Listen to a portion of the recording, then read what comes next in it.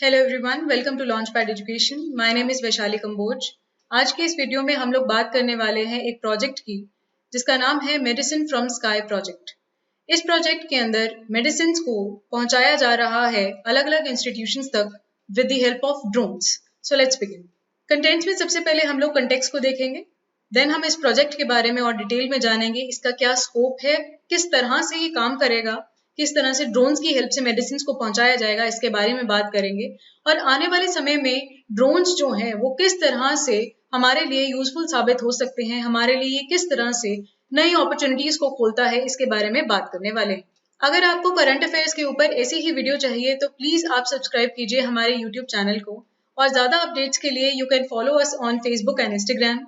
और अगर आपको पीडीएफ चाहिए इस वीडियो की तो आप हमें ज्वाइन कर सकते हैं टेलीग्राम चैनल पर। Thank you so much. तो कंटेक्स्ट को देख लेते हैं सबसे पहले। तो देखिए जी, हुआ क्या है कि हमारे जो सिविल एविएशन मिनिस्टर हैं ज्योतिरादित्य सिंधिया जी, इन्होंने एक प्रोजेक्ट को लॉन्च किया है, मेडिसिन फ्रॉम द स्काई। ये प्रोजेक्ट लॉन्च हुआ है तेलंगाना के अंदर, which seeks to send medicine to primary health care centre, जो हमारे PHCs हैं, यहाँ तक मेडिसिन को पहुंचाया जा सके with the help of drones. ऐसी कोशिश यहाँ पर की गई है। सो ये जी पायलट प्रोजेक्ट जो है इसको लॉन्च किया जा रहा है तेलंगाना के एक पर्टिकुलर डिस्ट्रिक्ट में। तो अभी ये इनिशियल लेवल पर चलने जा रहा है, अभी पूरी तरह से ये नहीं चलेगा। तो टेस्ट किया जा रहा है एक तरह से। क्या कर रहे हैं हम? डिलीवरी ऑफ मेडिसिन को टेस्ट कर रहे हैं with the help of drones. और ये जो ड्रोन्स होंगे ये काम करेंगे beyond the visual line of site. कहाँ तक? 500 मीटर तक ये लोग काम कर सकते हैं। The pilot would test the endurance of their drones. ये ड्रोन जो है वो कितना कारगर साबित होगा, कितना लोड ये उठा सकता है, कितनी दूरी तक ये उठा सकता है, क्या ये प्रॉपरली लैंड होगा या नहीं होगा, किस तरह से ये मैनेज किया जा सकेगा। इस चीज को चेक करने के लिए ये पायलट प्रोजेक्ट जो है इसको चलाया गया। आइए अब इससे रिलेटेड हम एक वीडियो को देख लेते हैं।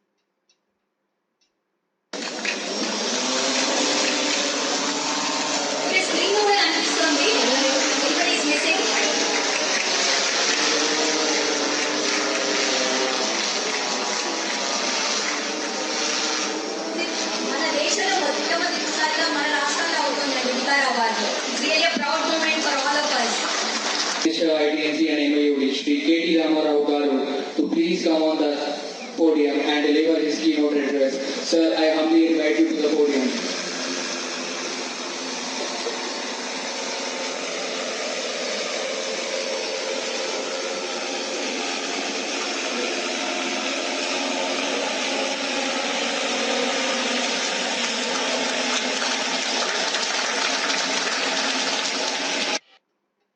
तो जैसे आप लोगों ने इस वीडियो के अंदर देखा कि किस तरह से ड्रोन्स जो हैं उनको उड़ाया जा रहा था, उनको टेस्ट किया जा रहा था। तो यहाँ पे डिफरेंट कंपनीज जो हैं उनके साथ कोलैबोरेट किया गया है जो इन ड्रोन्स को बना रही हैं, और इसी तरह से कुछ कंपनीज को सिलेक्ट किया गया इस प्रोजेक्ट के लिए। सो ये जो प्रोजेक्ट है जी, ये गवर्नमेंट ऑफ तेलंगाना के इनिशिएटिव से शुरू हुआ, और साथ में इसके कौन लोग इन्वॉल्व हैं?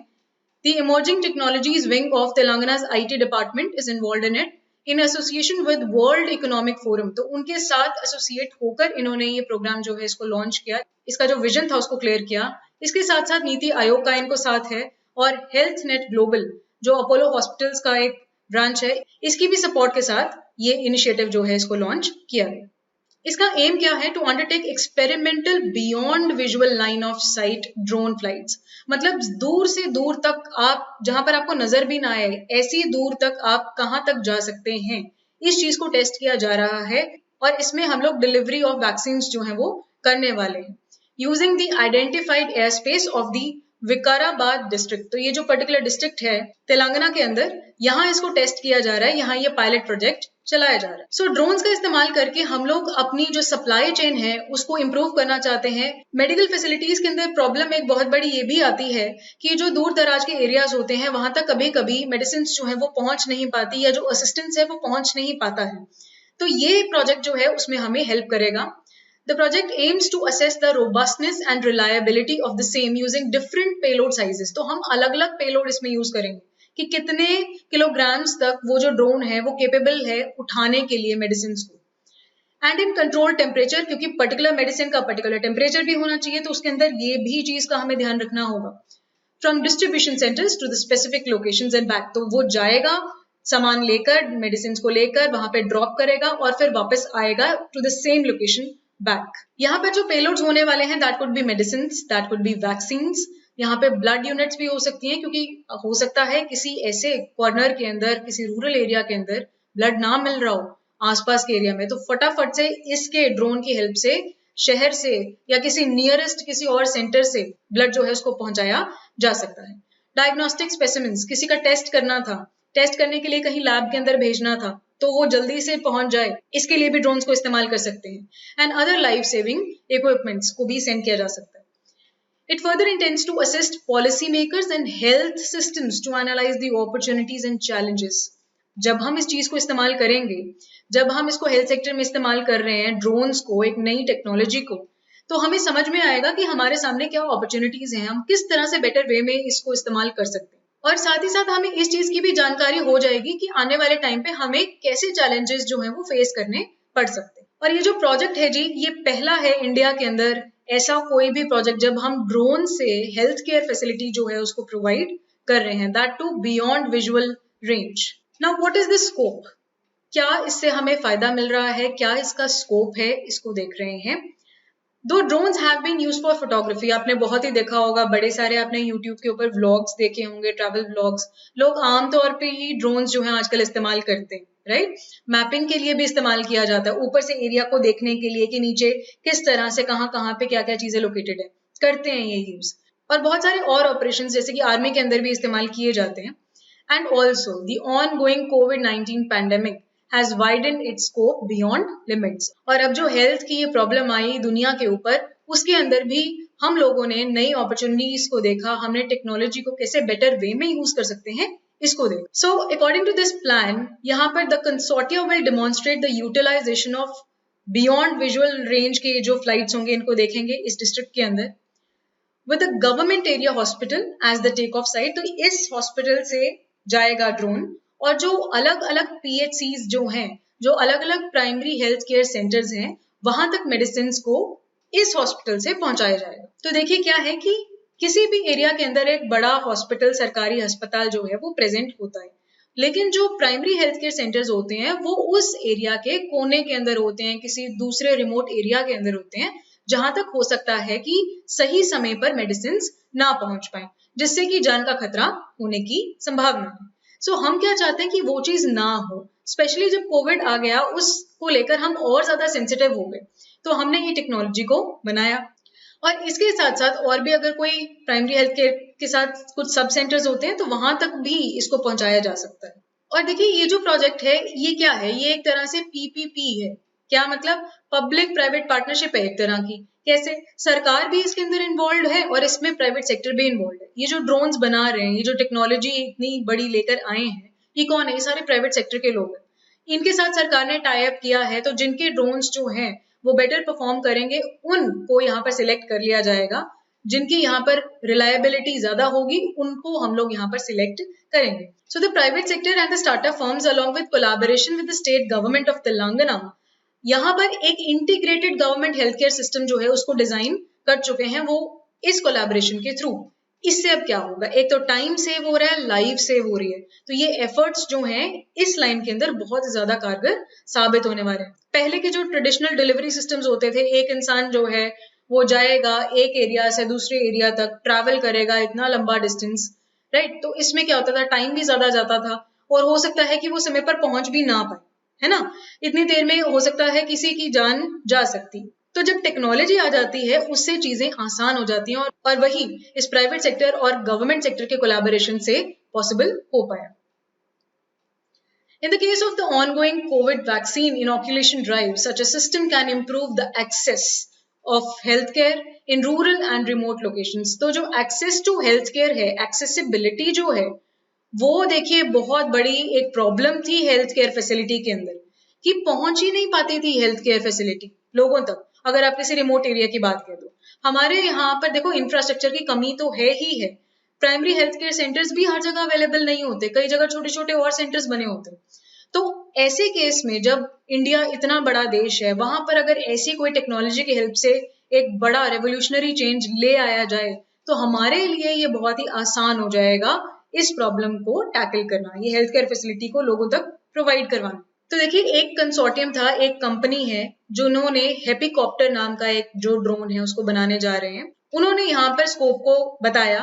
उन्होंने कहा कि India has the potential of using up to 5 UAV और drones per district with a range of 40 kilometre and a payload of 15 kgs और 2 घंटे तक वो लगातार चल सकता है।